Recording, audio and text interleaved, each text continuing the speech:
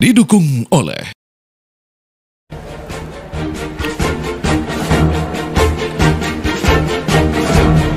Dinas Pemberdayaan Perempuan dan Perlindungan Anak memberikan pendampingan pada NR, remaja 15 tahun yang menjadi korban penyekapan dan kejahatan seksual bergeril di wilayah Lampung.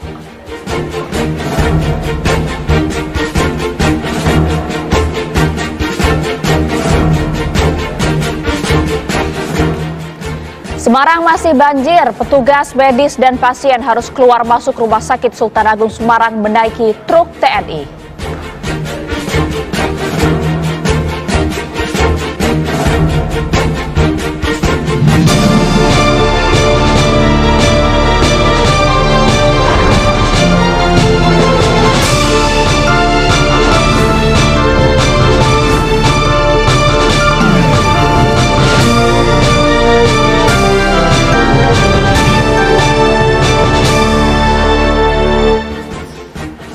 Selamat siang pemirsa, selain dua informasi tadi kami masih memiliki beragam informasi menarik untuk Anda baik dari dalam maupun luar negeri. Bersama saya Maria Segaf dan inilah kabar siang selengkapnya untuk Anda.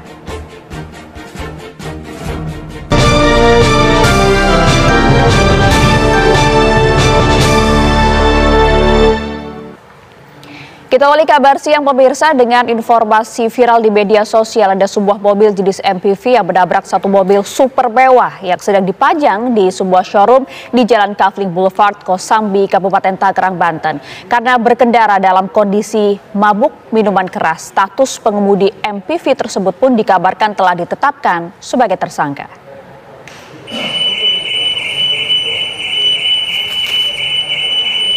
Sebuah mobil jenis MPV menabrak sebuah bangunan showroom mobil mewah di Jalan Kafling Boulevard, Kosambi, Kabupaten Tangerang, Banten. Apesnya, tak hanya merusak panel besi kaca depan showroom, mobil SUV itu menabrak juga satu mobil super mewah jenis Porsche 911 GT3. Bagian depan mobil yang bernilai kurang lebih 8 miliar rupiah itu rusak parah. Dari hasil pemeriksaan polisi, pengemudi mobil SUV yang berinisial JS itu dalam kondisi mabuk minuman keras. Pengemudi mobil itu diamankan di lokasi, ya kan, bersama dengan security di sana, dan pada saat diamankan yang bersangkutan itu sedang dalam keadaan berbau minuman keras ya, beralkohol. Karena berkendara dalam pengaruh minuman beralkohol, status JS saat ini dikabarkan telah ditetapkan menjadi tersangka dan ditahan pihak kepolisian. Dari Tangerang, Banten, Rusdi Muslim, TV One mengabarkan. Pemirsa, anggota Basarnas Jayapura terjatuh dari atas tower komunikasi ketika hendak menyelamatkan seorang warga yang berupaya bunuh diri. Kejadian naas ini terjadi di tower komunikasi di Gunung Sabron Yaru, Distrik Sentani Barat, Kabupaten Jayapura. Tri Sudarno akan menurunkan seorang warga yang hendak bunuh diri.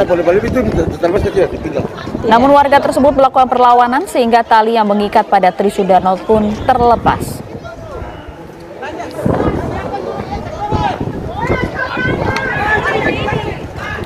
Kedua korban jatuh bersama-sama dari ketinggian kurang lebih 15 meter, namun nyawa anggota Basarnas tidak dapat diselamatkan karena mengalami patah tulang. Sedangkan warga yang hendak bunuh diri masih menjalani perawatan di Rumah Sakit Yowari, Sentani.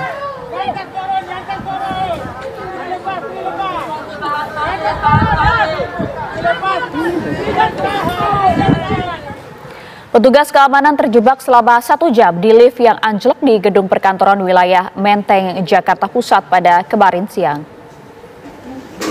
Untuk menyelamatkan korban, tim rescue dari Damkar bahkan harus menuruni lubang lift yang menggantung di antara lantai 1 dengan lantai 2 agar bisa mengevakuasi korban melalui atap lift.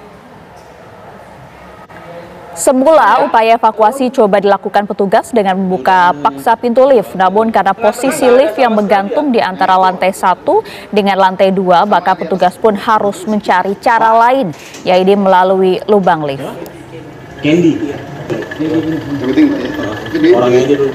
Korban sempat mengaku terjebak dalam lift saat akan mengecek kondisi ruangan di tiap lantai di gedung tersebut. Saat baru saja menumpang dari lantai 1 menuju ke lantai 2, lift kemudian tiba-tiba anjlok dan tak lagi bergerak.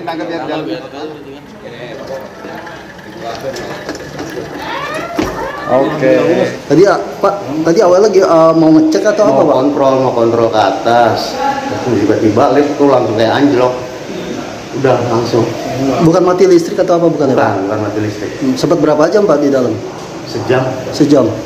Tadi sempat panik juga atau gimana Pak? Enggak, kalau kita udah terbiasa. Oh, udah terbiasa. Kalau karyawan mungkin panik. Jadi tadi keluarnya lewat apa Pak? Atap. Oh, lewat atap.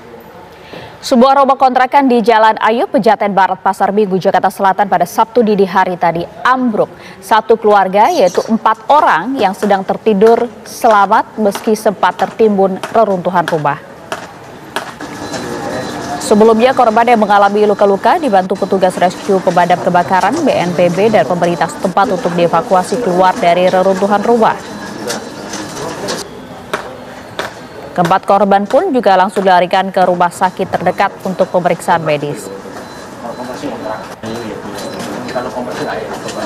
Bangunan masih dipasangi garis polisi oleh petugas kepolisian, sementara kasusnya ditangani Polsek Pasar Minggu, Jakarta Selatan.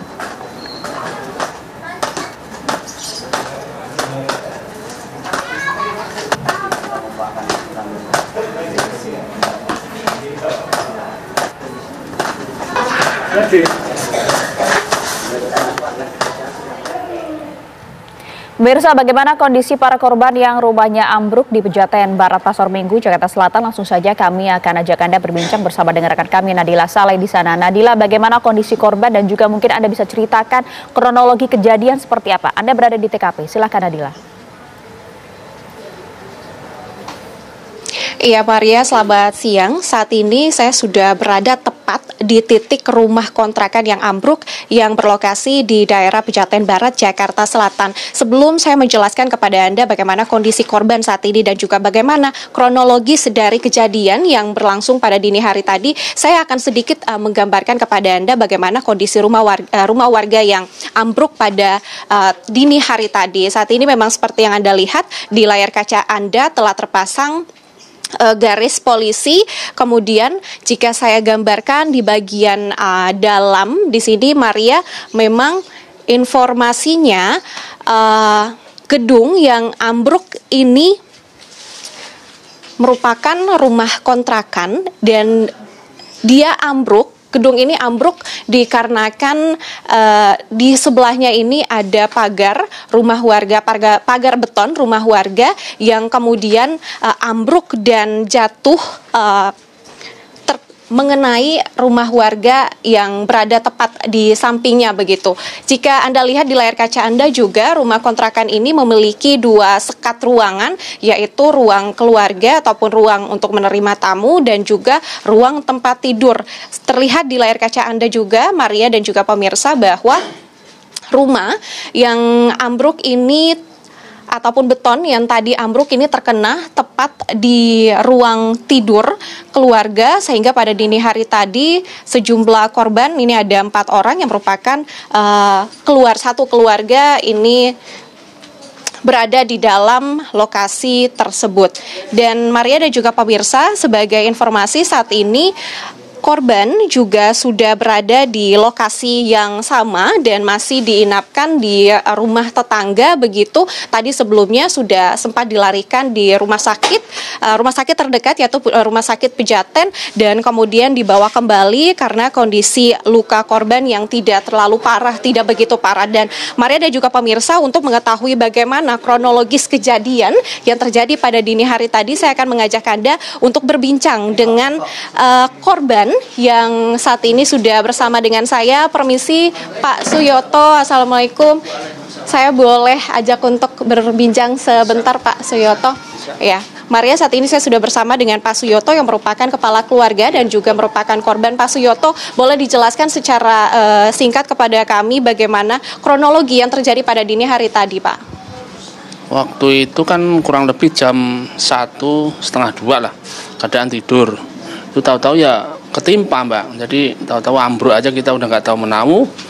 Begitu saya udah ketimpa, saya bisa tolong-tolong, akhirnya warga pada nyamperin ya itu akhirnya dievakuasi dari damkar, kepolisian juga udah pada datang.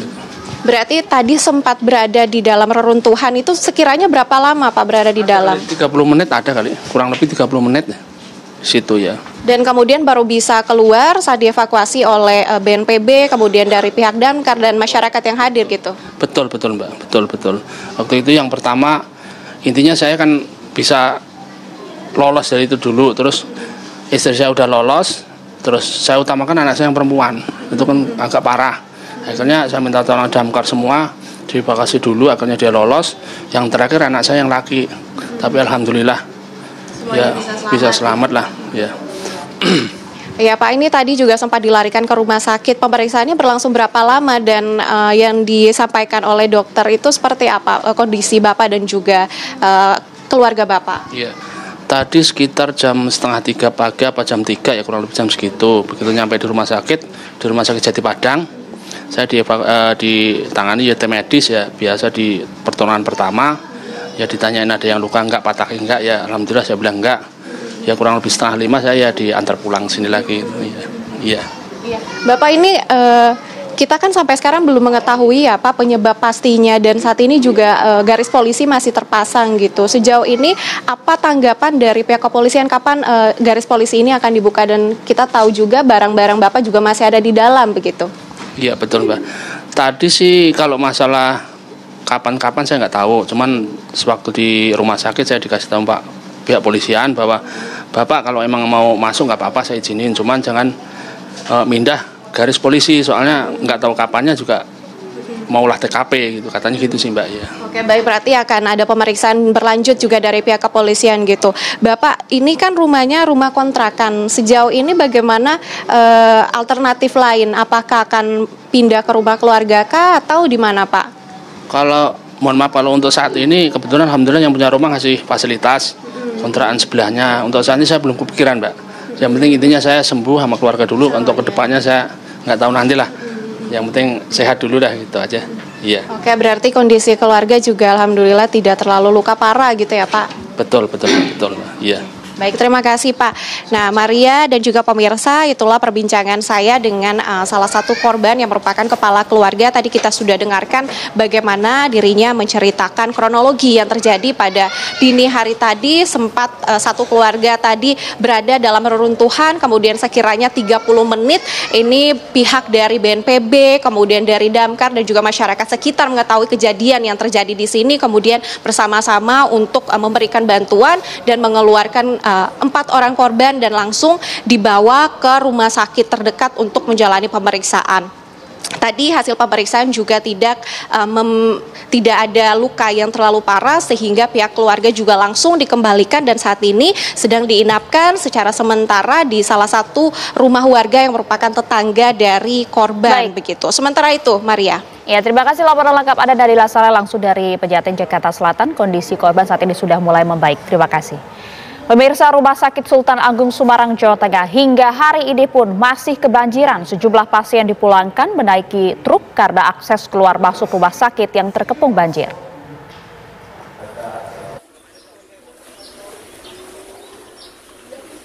Banjir di kota Semarang, Jawa Tengah sudah mulai surut di sejumlah wilayah. Tapi di Jalan Pantura, Kaligawe, Semarang, banjir masih terjadi di mana terdapat Rumah Sakit Sultan Agung. Seluruh halaman dan area parkir rumah sakit masih kebanjiran. Meski ketinggian banjir sudah menurun, tapi belum juga bisa dilalui kendaraan bermotor yang bukan truk. Pasien yang pulang dari rumah sakit harus menaiki truk TNI ke tempat yang tidak banjir. Terus gimana? 3 hari Pak. Ini kan mau operasi. Nah, harusnya kemarin ditunda hari ini karena banjir. Sudah bisa lagi, harusnya disuruh pulang. Berapa hari bisa? 3 hari. Baru bisa pulang. Pakai ini ya. Karena banjir, rumah sakit saat ini menghentikan layanan rawat jalan untuk sementara waktu. Tetapi di bagian gedung baru, tengah, instalasi bedah sentral, itu masih kondisi aman, listrik masih berjalan, dan saat ini rumah sakit insya Allah kemungkinan sampai dengan hari Ahad, Senin, kami liburkan untuk pelayanan rawat jalan. Dan saat ini yang aktif kami siagakan 24 jam pelayanan emergensi dan pelayanan bedah emergensi. Tim dari TNI terus bersiaga di Jalan Kaligawe, Semarang, membantu evakuasi dan pengangkutan logistik bagi rumah sakit dan juga korban banjir lain pada umumnya. Dari Semarang, Jawa Tengah, Teguh Joko Sutrisno, TV One mengabarkan. Sementara itu banjir di Kota Semarang pemirsa melumpuhkan Jalan Raya Pantura Kaligawe yang merupakan jalan penghubung utama Kota Semarang menuju ke Demak, Kudus, Pati, hingga Rembang dan Jawa Timur. Para pengguna jalan seperti para pekerja, kemudian mahasiswa, tim medis, dan pasien Rumah Sakit Sultan Agung Semarang pun tak dapat menembus ketinggian air.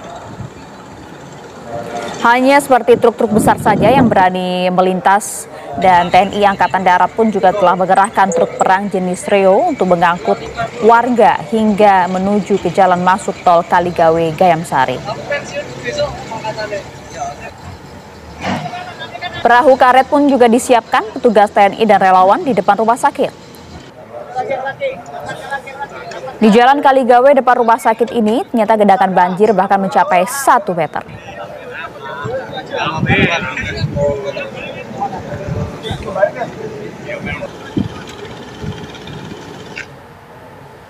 Banjir besar kembali menerjang sejumlah wilayah, khususnya di wilayah Kabupaten Demak, Jawa Tengah, pemirsa.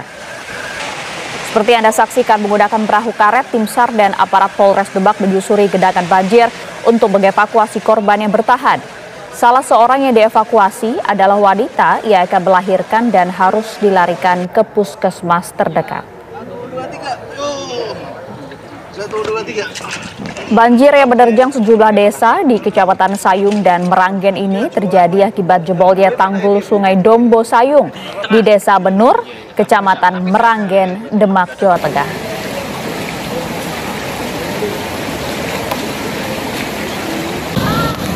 Selain mengenangi ribuan rumah, banjir juga mengakibatkan jalur alternatif terputus.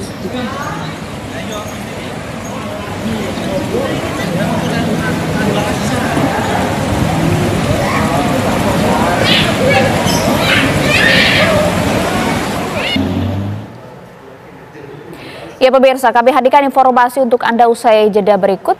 Anda kembali di Kabar Siang pemirsa. Anak yang menjadi dalang di balik penyekapan dan pemerkosaan gadis remaja di wilayah Lampung Utara ternyata telah merencanakan kejahatannya. Sementara itu, 6 dari 10 pelaku yang sudah tertangkap akan dijerat dengan pasal berlapis tentang penganiayaan dan pencabulan.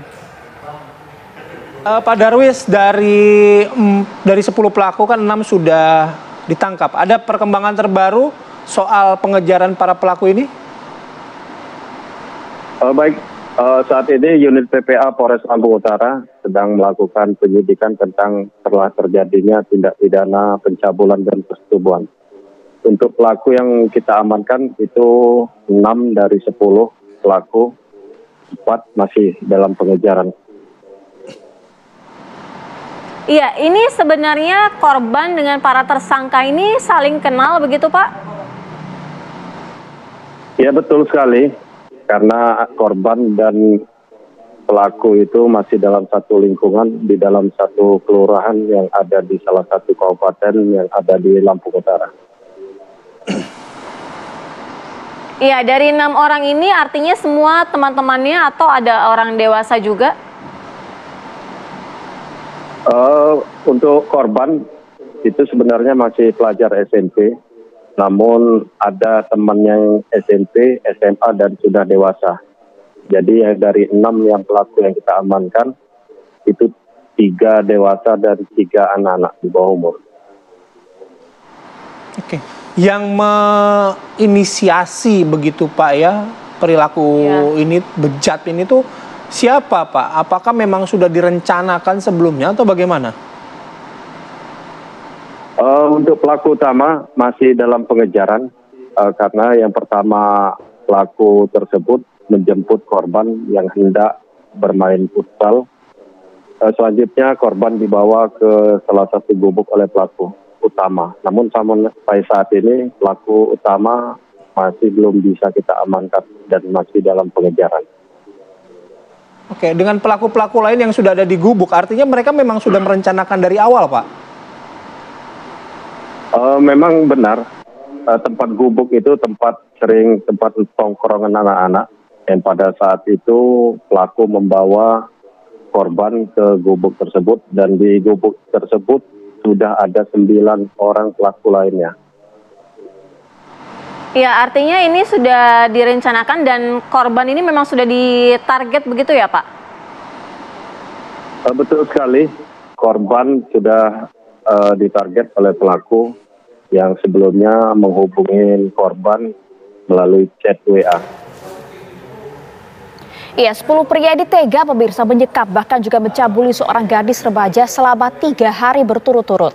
Selama itu pula para pelaku mencekoki korban dengan minuman keras dan mencabulinya secara bergilir.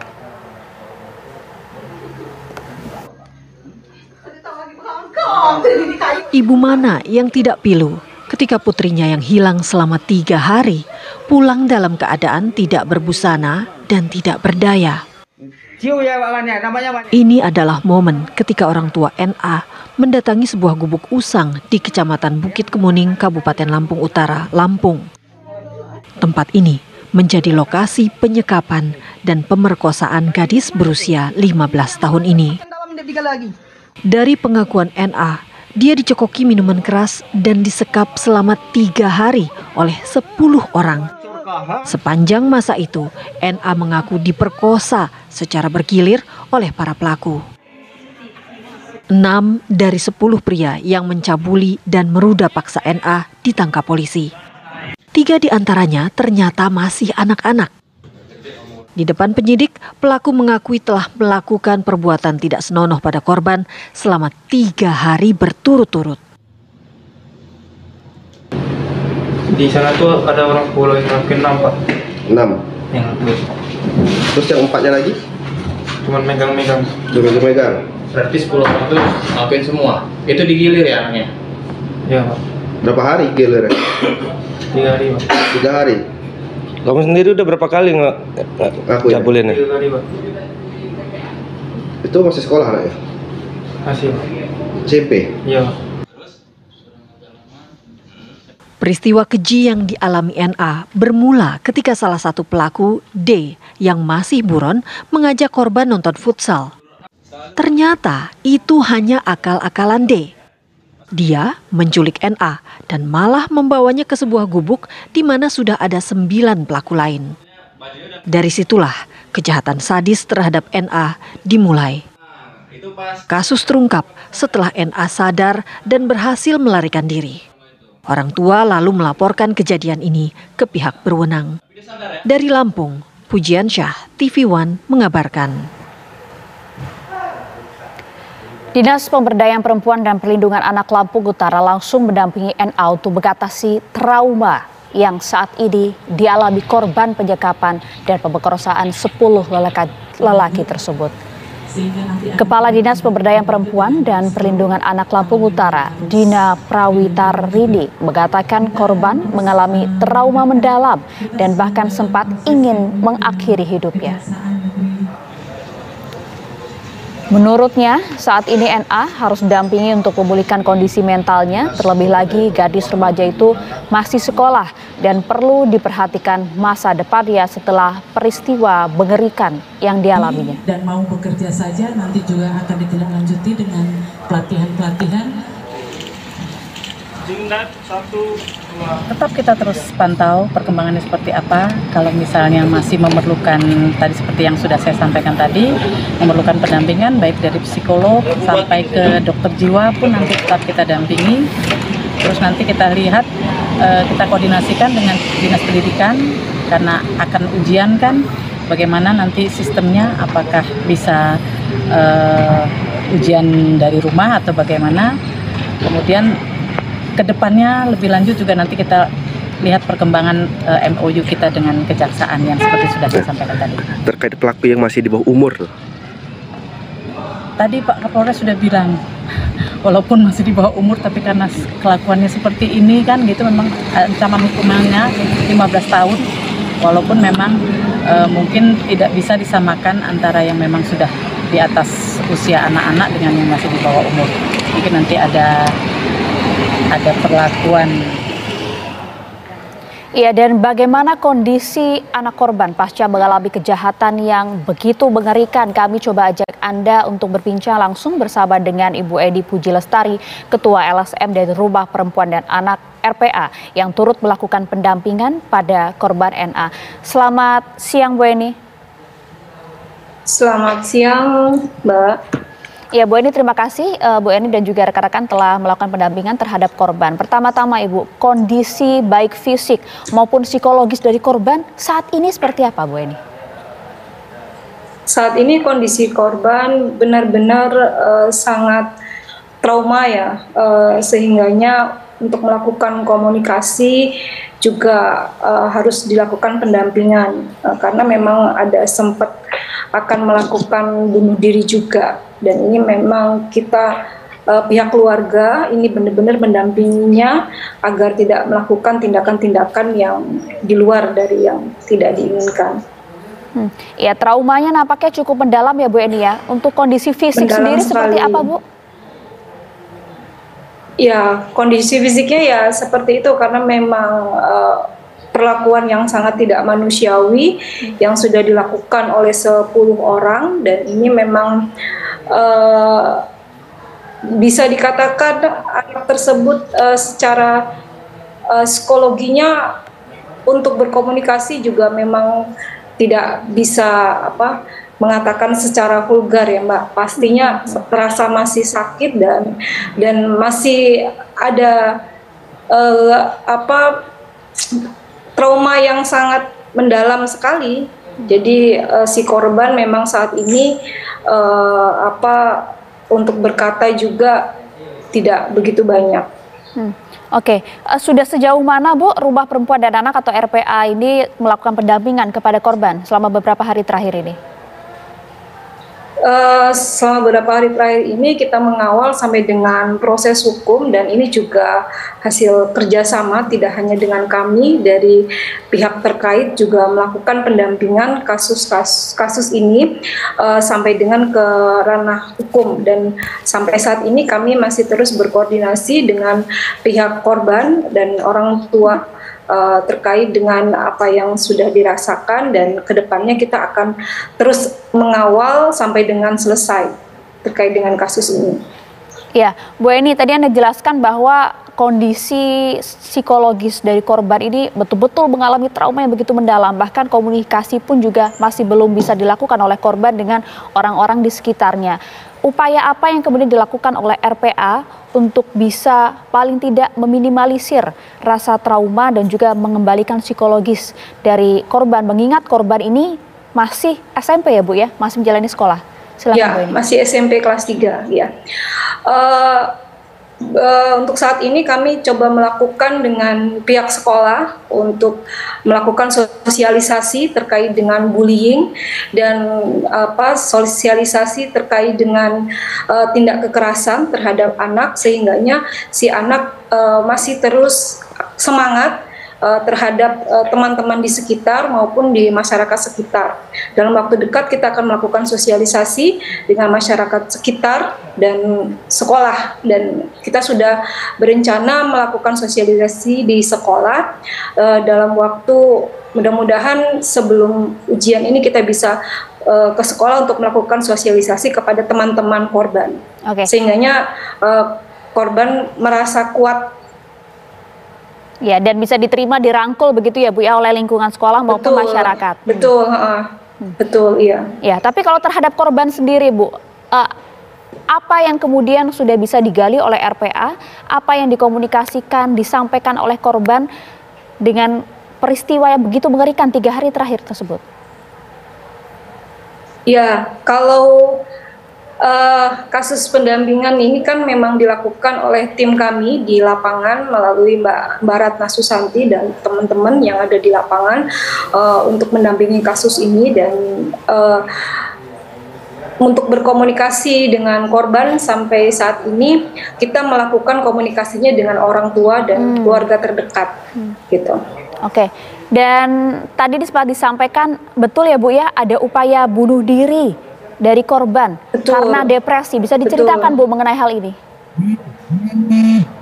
Ya, sejauh ini yang sudah dialami dengan korban itu kan memang kondisi dalam dikasih obat miras ya, supaya mabuk 3 hari tidak makan dengan lemas terus, dan sempat dilakukan sodomi juga oleh pelaku, sehingganya ini sodominya memang luar biasa dan terasa sakit juga ini.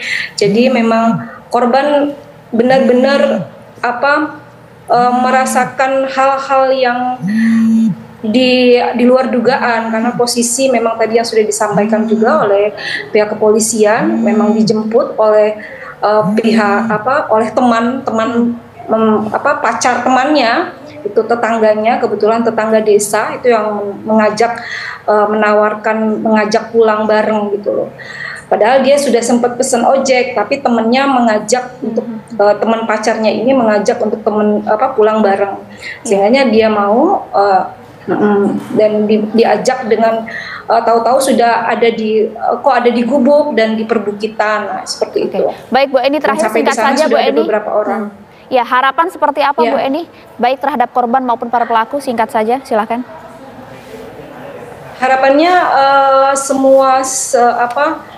semua masyarakat yang ada di sekitar itu tidak membuli korban, dan hari ini bagaimana kita memberikan support terhadap korban sehingganya korban mendapatkan hak-hak anaknya, di mana hak anak yang harus didapatkan yaitu hak perlindungan untuk sekolah dan lain sebagainya, dan kepercayaan diri. Baik, kami turut prihatin dengan kondisi ini. Salam untuk korban dan juga keluarga di sana, Bu Eni Puji Lestari. Terima kasih banyak atas waktunya, Ketua LSM Rumah Perempuan dan Anak RPA Lampung. Salam sehat untuk Anda. Terima kasih, Mbak. Pemirsa, kabar siang akan jeda terlebih dahulu. Saat lagi. Aksi boikot produk terafiliasi Israel jadi sorotan pada bulan Ramadan, termasuk produk kurma. Badan Pusat Statistik menyatakan terjadi kenaikan impor kurma menjelang bulan Ramadan. BPS juga menegaskan tidak ada impor kurma dari Israel. Seperti kita lihat sebelum Lebaran, menjelang Ramadan tercatat kenaikan impor kurma pada Februari 2024, baik secara nilai maupun volume. Nilai impor kurma pada Februari 2024, apakah ada impor kurma dari Israel? Tadi saya sudah sampaikan bahwa impor kurma terbesar tadi dari Tunisia, Mesir, kemudian Iran, Arab Saudi. Tidak ada impor kurma yang berasal dari Israel. Tidak ada. Di Pasar Kurma Tanah Abang, Jakarta Pusat, saat ini sudah mulai ada pembeli yang mempertanyakan asal kurma yang dijual. Pedagang meyakinkan pembeli agar tidak khawatir. Untuk saat ini mulai ada yang tanya, Mas ini kurmanya dari Israel atau bukan nih, pro mana nih, gitu udah mulai ada. Oke, nah pada saat ditanyakan itu dari Mas sendiri gimana tuh Mas? Maksudnya menjelaskan kalau kita maksudnya di sini kan ada beberapa jenis ya, kayak ada dari Tunisia, ada mejol tuh juga ada yang dari Palestina gitu kan, pasti udah ada brandnya, udah jelas dari negaranya, jadi kayak nggak usah dikhawatirkan itu dari mananya gitu. Saya pribadi, yang informasi yang kita peroleh itu kan ada beberapa brand atau merek yang udah tanda kutip udah dikasih rambu-rambu sama pemerintah. Nah, untuk teman-teman yang belum tahu bisa dicek aja brandnya, itu juga kalian udah tahu kan, maksudnya di searching juga bisa di medsos sudah banyak banget. Kalau dari brand atau dari negaranya udah jelas bukan dari situ, ya udah nggak usah khawatir. Dan kebanyakan yang dari Israel itu kode barcode-nya itu 729, itu ada barcode-nya juga, jadi nggak usah khawatir lah. Mereknya juga ada, bisa di searching sendiri, bisa dicek sendiri di media sosial. Sejumlah pembeli juga menyatakan, benarkah pemirsa kurma produk Israel sudah tidak beredar lagi di Indonesia? Langsung saja kita cek ke Pasar Tanah Abang, Jakarta Pusat. Sudah ada rekan kami Tika Dewi di sana. Tika, hasil penelusuran Anda seperti apa? Betulkah sudah tidak ada lagi kurma yang berasal dari Israel paling tidak beredar di Pasar Tanah Abang, Jakarta? Ya baik, selamat siang Maria dan juga pemirsa. Benar sekali, akhir-akhir ini ramai berita soal perbincangan pemboikotan produk Israel ataupun kurma Israel, yang mana memang mengingat negara Israel ini merupakan negara kedua terbesar ini ekspor kurma di dunia. Dan saat ini saya sudah berada langsung di grosir kurma yang menjual berbagai kurma, yakni di Istana Kurma di Pasar Tanah Abang. Dan untuk mengetahui apakah mengenai pemboikotan ataupun penjualan kurma ini, kurma Israel ini masih ada dipasarkan atau tidak, sudah bersama saya ini penjual dari toko Istana Kurma dengan, halo Mbak, selamat siang, dengan Mbak siapa? Dengan Mbak Dea, Mbak. Oke, Mbak Dea, ini memang lagi ramai mengenai pemboikotan produk kurma, khusus produk Israel, khususnya kurma Israel. Nah, apakah di toko Istana Kurma ini sendiri masih ada produk dari Israel tersebut? Kalau dari kami sampai saat ini kita memang dari awal sudah komitmen kita tidak akan ada kurma dari Israel. Nah, kalaupun ada kurma mejol itu kita dari Palestina gitu. Jadi kami meyakini bahwa di toko kami ini tidak menjual untuk produk Israel gitu. Apakah sebelumnya dengan ramainya pemboikotan dari MUI ini, customer yang datang ataupun pelanggan yang datang ini sempat menanyakan gitu Mbak, atau memastikan produk-produk yang ada di toko Istana Kurma ini apakah dari Israel atau tidak? Iya, pasti ada beberapa customer yang memang menanyakan perihal kurma kita apakah masih ada yang dari Israel, karena mereka juga khawatir terkait banyak beritanya juga kan kurma yang diboikot gitu. Tapi kita kembali lagi meyakinkan kepada customer kami bahwa di sini di toko Istana Kurma khususnya kita tidak menjual untuk kurma produk dari Israel. Jadi kita berikan penjelasan juga, dan kita juga memang pas mau masuk barang kita juga berbincang langsung dengan ownernya yang memasukkan barang ke kami gitu, bahwa apakah benar ini kurmanya dari Palestina asli gitu. Mereka meyakinkan bahwa mereka ambil dari perkebunan Palestina langsung gitu. Oke, baik. Berarti dari Mbaknya sendiri, pihak dari toko ini memastikan gitu ya penjualnya apakah ini dari Palestina atau tidak. Nah, untuk memastikan kepada para pembeli ini, meyakinkan mereka apakah mungkin dari produk ya, dari bungkusnya ini gimana nih Mbak, meyakinkan para pembeli? Kalau kita sih dari kalau bungkusnya mereka awam juga ya, paling mereka yang sering mereka tanyakan adalah kurma mejol terutama, karena banyak informasi bahwa mejol itu diboikot gitu. Tapi kami menjelaskan bahwa kurma mejol ini tidak semua dari Israel gitu, dan kita juga selektif untuk mencari kurma mejol ini gitu. Jadi kita menanyakan juga perihal ini ke ownernya langsung. Nah, kita juga bisa, biar kita bisa menjelaskan kepada customer kami bahwa ya produk yang kita jual adalah Palestina gitu. Oke, berarti dari sini sudah dipastikan ini produknya tidak memproduksi dari produk Israel. Betul, begitu ya Mbak. Berarti sebenarnya tidak ada berpengaruh ya untuk penjualan. Alhamdulillah selama customer kesini semua nggak ada yang ragu-ragu lagi untuk belanja kurma karena produk Israel. Karena kami juga di sini bisa mengasih informasi bahwa apa yang kita jual di sini adalah produk yang aman untuk kita konsumsi dan bukan dari produk Israel. Berarti selama bulan Ramadan ini penjualan tetap berjalan dengan baik. Baik, terima kasih Mbak Dea. Selamat melanjutkan aktivitasnya. Ya, itu tadi dia Maria dan juga pemirsa. Tepat langsung saya mengabarkan ini di toko Istana Kurma. Penjualan grosir kurma di pusat Tanah Abang ini sudah dipastikan dari penjualnya bahwa produk ataupun memang yang sedang ramai diperbincangkan pemboikotan produk kurma Israel oleh Majelis Ulama Indonesia ini diboikot. Tampak juga seperti di toko Istana Kurma ini. Demikian, kembali ke studio, Maria. Iya, terima kasih penulisan Anda. Tika Dewi membantu masyarakat yang masih bertanya-tanya begitu ya, apakah masih ada kurma produk Israel yang dijual khususnya di Pasar Tanah Abang. Jawabannya tidak ada. Terima kasih Tika Dewi. Pemirsa, kami akan jeda terlebih dahulu. Seperti biasa, Kabar Siang akan hadir untuk Anda di hari Sabtu dengan komunitas pilihan spesial di Kabar Siang. Sesaat lagi untuk Anda. Halo pemirsa, Anda kembali di Kabar Siang. Kabar gembira bagi para penulis maupun pecinta komik Indonesia. Komik digital Indonesia bisa diakses melalui website komikon.id. Wah, seperti apa ya pemirsa keseruan komunitas bagi para pecinta komik? Dan berikut komunitas pilihan bersama dengan Laura Louis dan juru kamera Teddy Suhendi khusus untuk Anda. Halo pemirsa, Anda menyaksikan segmen Kopi Komunitas Pilihan bersama saya Laura Louis dan juru kamera Teddy Suhendi.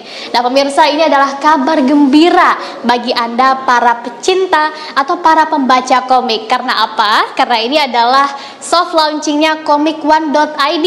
Nah komikone.id itu adalah komik digital Indonesia. Jadi bagi Anda yang hobi baca komik, Anda bisa baca komik khas Indonesia di website komikone.id. Kita bisa di sana memperkaya imajinasi kita dan juga mengapresiasi karya anak bangsa. Kira-kira seperti apa sih soft launchingnya dan kira-kira ada apa aja ya? Yuk let's go, ikuti perjalanan aku hari ini.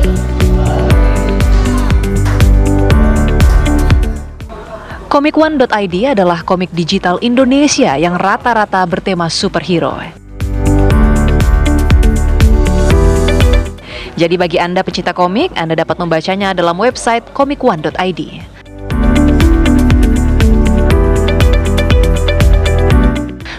Kalau negeri gingseng Korea Selatan punya webtoon, maka Indonesia nggak mau kalah. Kita juga punya website komik digital komikone.id dengan cerita-cerita yang unik khas Indonesia. Bagaimana kabarnya Pak? Alhamdulillah baik. Baik, Pak Iman, dari mana kalau boleh tahu? Saya Iman Santosa, saya Direktur Aplikasi Permainan Televisi dan Radio Kementerian Pariwisata dan Ekonomi Kreatif. Siap Pak Iman. Ini gimana nih Pak tanggapannya tentang komikone.id ini? Kami dari pemerintah, khususnya Kementerian Pariwisata dan Ekonomi Kreatif, menyambut baik peluncuran launching dari Komikone.id ini, karena ini merupakan platform pertama untuk komik secara digital yang berisikan komik-komik Indonesia. Ini sangat luar biasa, ide-ide kreatif para pelaku ekonomi kreatif khususnya di subsektor animasi punya platform sendiri buatan anak bangsa dan juga isinya juga karakter-karakter Indonesia. Kita bisa lihat tadi ditampilkan gambar-gambarnya itu karakter-karakter Indonesia. Ini merupakan potensi yang mesti kita gali terus karena luar biasa kekayaan budaya Indonesia itu masih sedikit baru digali yang diangkat menjadi karakter-karakter komik. Dan ini peluang usaha juga bagi para animator, dunia usaha juga untuk bisa membuat ini ke dalam sebuah ekosistem usaha yang nilainya kalau kita lihat lagi pasti akan bisa menyumbangkan devisa yang juga besar untuk perekonomian Indonesia. Siapa ini meningkatkan kreativitas dan juga perekonomian untuk Indonesia. Kemudian harapannya ke depannya untuk komikone.id ini Pak? Nah, kami berharap para animator yang tersebar di Indonesia, saya yakin tidak hanya di Pulau Jawa, tapi di Sumatera, di Kalimantan, Sulawesi, Nusa Tenggara, Bali, Indonesia Timur, itu semua punya bakat-bakat animator. Ini bisa menyumbangkan atau memberikan karyanya, menayangkan karyanya di Komikone ini, sehingga ini akan memperkaya cerita-cerita komik Indonesia yang juga karena ini sifatnya teknologi bisa dilihat oleh siapa saja di mana saja dia berada. Jadi ini justru cara paling mudah untuk mempromosikan karya-karya anak bangsa ini melalui teknologi ke seluruh dunia melalui Komikone.id ini. Jadi kami berharap justru kita ini sebagai anak bangsa Indonesia harusnya mensukseskan Komikone ini karena ya siapa lagi yang mau mempromosikan yang menggunakan dan menyebarluaskan Komikone ini kalau bukan kita sendiri. Terima kasih banyak Pak Iman atas waktu dan jawabannya luar biasa. Nah pemirsa, kalau tadi kita wawancara dengan Pak Iman, sekarang mungkin kita bertanya-tanya nih, siapakah di balik komikone.id ini? Siapakah kira-kira CEO dari komikone.id ini? Kita akan tanyakan langsung ke Bang Pompidah Hidayatullah. Halo Bang. Halo, gimana? Aduh, baik Bang. Biasa nih. Bang, kalau boleh tahu nih, komikone.id ini sudah berapa lama sih Bang dipersiapkan? Waduh, ini sebenarnya udah agak lama ya, tapi memang karena berbagai macam aktivitas jadi agak tertunda-tunda, tapi sebetulnya kuncinya itu terakhir di dalam konteks mau masuk ke komersialisasinya ya, dan kita kemarin itu banyak kendala di dalam hal bagaimana sistem pembayaran dan lain-lain, tapi akhirnya bisa diselesaikan dan kita sudah bisa launching sekarang, udah full running lah gitu kira-kira. Siap. Saat ini udah berapa komik yang bisa dibaca Bang? Sekitar ada hampir 10 ya, 10 komik sebenarnya. Jadi silakan aja dibaca. Kalau serinya baru 6, tapi komiknya udah lebih banyak daripada 6 gitu, dan silakannya dibaca nanti. Kalau mau coba, memang cuma bisa ngelihat 5 halaman pertama aja. Setelah itu memang harus ada istilahnya pay to read-nya ya, subscriber-nya gitu ya. Nah, tujuannya sebenarnya gini, ini kan permasalahan di Indonesia ini kan sebenarnya adalah kita nggak punya universe hayalan yang kuat ya. Jadi hampir dibilang kita nih nggak punya kayak Marvel universe gitu, kayak DC universe gitu kan. Nah, sehingga saya mempunyai pikiran kita membuat cerita yang bagus, yang keren, dan kemudian disukai. Nah, dari situ bisa turunnya bisa banyak. Jadi sebenarnya ini komik ini hanya selangkah awal ya.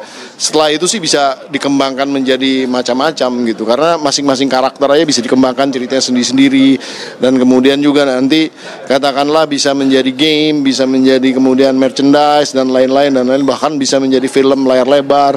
Nah, ini harapan kita sampai ke sana. Tapi basisnya adalah basis fanbase yang akan kita bangun dalam konteks tadi menyenangi bahwa universe-nya ini bisa disukai gitu. Kira-kira seperti itu sih sebenarnya. Kemudian kita masih trial and error ya dalam konteks selera pasarnya, tapi kalau itu nggak ada masalah lah, kita akan coba. Dan saya selalu bilang kepada teman-teman pekerja seni ilustrasi ya, bahwa kita harus jadi yang namanya industrialis, bukan hanya sekedar pekerja seni. Karena kalau pekerja seni itu sewaktu-waktu dia mood, dia akan gambar gitu kan, nggak sekedar mood, dia akan membuat satu karya yang kadang-kadang bagus, kadang-kadang menjadi masterpiece.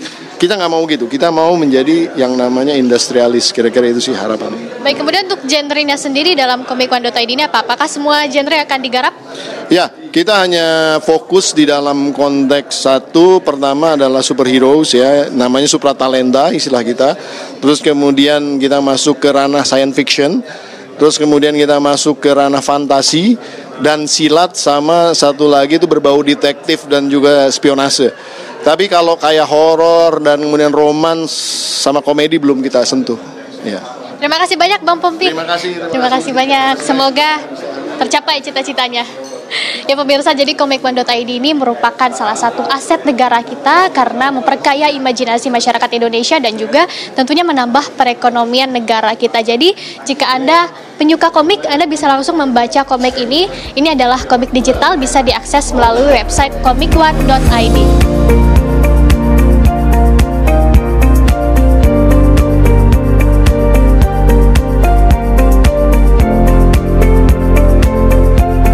Beberapa orang yang menarik perhatian saya dari tadi karena busana mereka terlihat menarik. Kayaknya nih mereka lagi cosplay kartun One Piece. Pasti udah pada tahu dong sama kartun One Piece. Kira-kira benar nggak ya mereka pakai baju One Piece? Kita tanyain langsung. Halo.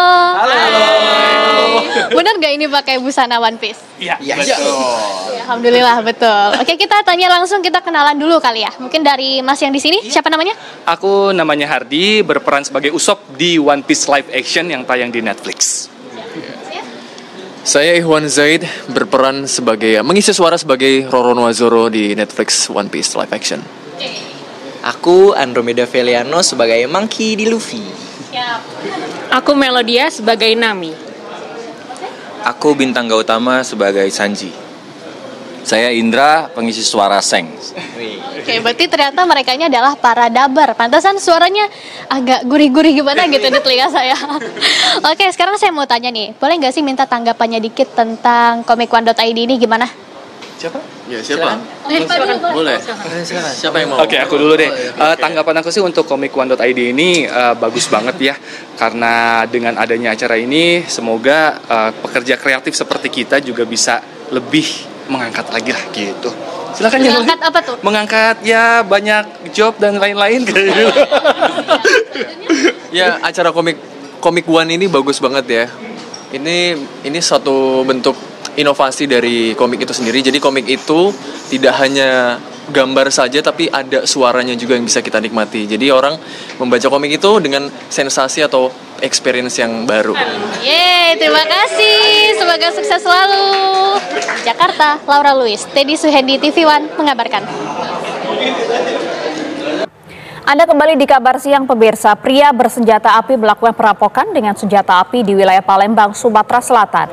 Sasaran perampokannya adalah warung ayam goreng Kalasan, di mana pelaku melarikan melarikan 2 potong ayam dan juga uang tunai Rp100.000.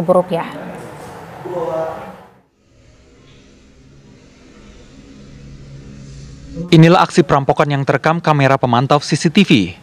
Terjadi di sebuah warung ayam goreng Kalasan yang berada di Palembang, Sumatera Selatan. Pelaku awalnya berpura-pura membeli ayam saat warung sedang sepi. Namun kemudian menolak membayar, bahkan meminta pelayan memberinya uang Rp100.000. Ketika pelayan warung menolak, pria ini mengancam dengan menunjukkan senjata api di pinggangnya. Terus dia ini minta duit 100 kan? Pokoknya tidak bisa Kak ini. Soalnya kami pegawai kedua di sini. Baru kalau kalian tidak ngasih, aku keluarin di senjata ini. Terus dikeluarinnya senjata itu? Tidak dikeluarin lah? Cuman ditunjukin? Oh ditunjuknya. 100.000. Ya duit 100.000 sama ayam. Ayam 2 potong. Uang Rp100.000 dan 2 potong ayam Kalasan mungkin tidak seberapa untuk sebuah target perampokan. Tapi bagi Rizky, harus berurusan dengan perampok bersenjata api pada jam yang baru setengah 7 malam merupakan hal traumatis yang tentu berpotensi mengancam keselamatan jiwanya. Rizky berharap kasus ini cepat ditangani polisi agar tidak terjadi pada korban-korban lainnya. Dari Palembang, Sumatera Selatan, Syamsul Rizal, TV One mengabarkan. Kita beralih ke informasi lain, pemirsa. Khas bulan suci Ramadan, Masjid Menara Kudus, Jawa Tengah ternyata menjadi salah satu bukti sejarah syiar Islam di tanah Jawa. Perpaduan arsitektur Islam, Hindu dan juga Buddha menjadi keunikan dari masjid tersebut.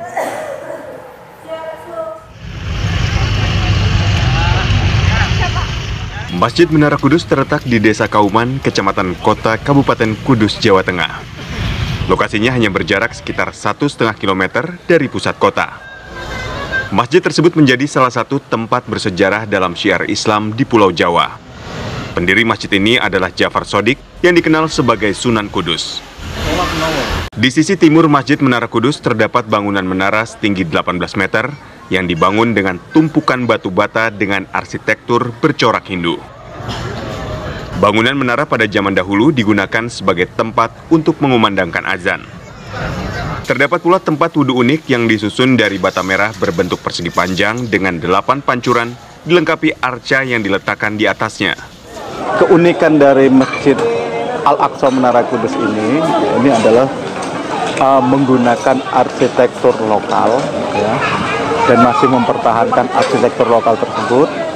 Terus yang ditambah unik lagi adalah di sebelah timur dari masjid ini ada sebuah bangunan menara yang dahulunya pada saat zaman Sunan Kudus itu dipergunakan sebagai tempat untuk mengumandangkan azan.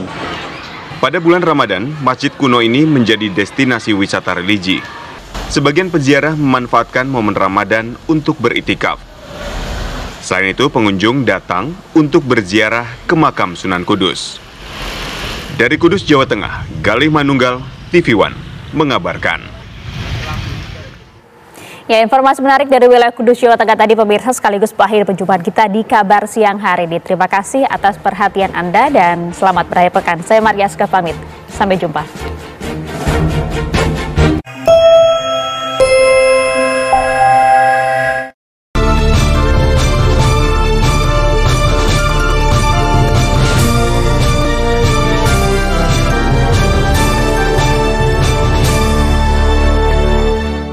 Didukung oleh